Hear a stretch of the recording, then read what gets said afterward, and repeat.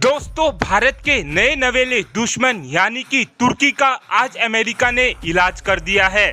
दरअसल भारत और तुर्की दोनों ही ऐसे देश हैं जिन्होंने रशिया से S-400 डिफेंस सिस्टम लिया है। जब भारत ने रशिया से S-400 डिफेंस सिस्टम लिया था तो उस समय अमेरिका ने भारत को चेतावनी देते हुए कहा था कि भारत रशिया के साथ S-400 जैसे हथियार की डील साइन ना करे, नहीं तो हम भारत के ऊपर प्रतिबंध लगा देंगे। और यही धमकी अमेरिका ने तुर्की को भी दी थी। लेकिन जब तुर्की ने रशिया से S-400 डिफेंस सिस्टम लिया था तो उस समय अमेरिका ने तुर्की के ऊपर प्रतिबंध लगा दिए थे, जबकि भारत के साथ अमेरिका अपने रिश्ते अच्छे करने में लगा हुआ है। इसी बात को लेकर आज अमेरिका की उप प्रेस सचिव सबीना सिंह से जब ये सवाल किया गया कि S-400 को लेकर आपने तुर्की के ऊपर तो प्रतिबंध लगा दिए, लेकिन आपने भारत को इन प्रतिबंधों में छूट क्यों दी है, इसी बात का जवाब देते हुए सबीना सिंह ने बताया है कि तुर्की और भारत की सिचुएशन बिल्कुल अलग अलग है।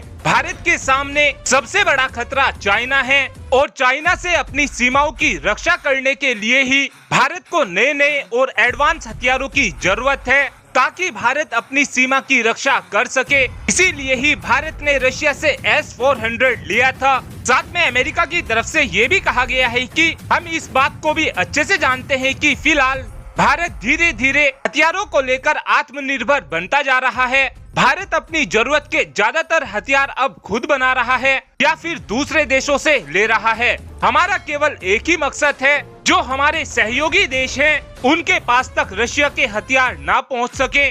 और हमने तुर्की को पहले ही चेतावनी दी थी कि आप रशिया से S-400 डिफेंस सिस्टम ना लो, लेकिन नेटो का मेंबर होते हुए भी तुर्की ने रशिया से S-400 डिफेंस सिस्टम लिया है, जबकि तुर्की के सामने तो चाइना जैसा कोई बड़ा खतरा भी नहीं है। लेकिन फिर भी तुर्की ने हमारी बात ना मानते हुए रशिया से S-400 डिफेंस सिस्टम लिया था और रशिया अपने इस S-400 डिफेंस सिस्टम की मदद से नेटो की हथियारों की बहुत सी खुफिया जानकारी निकाल सकता है।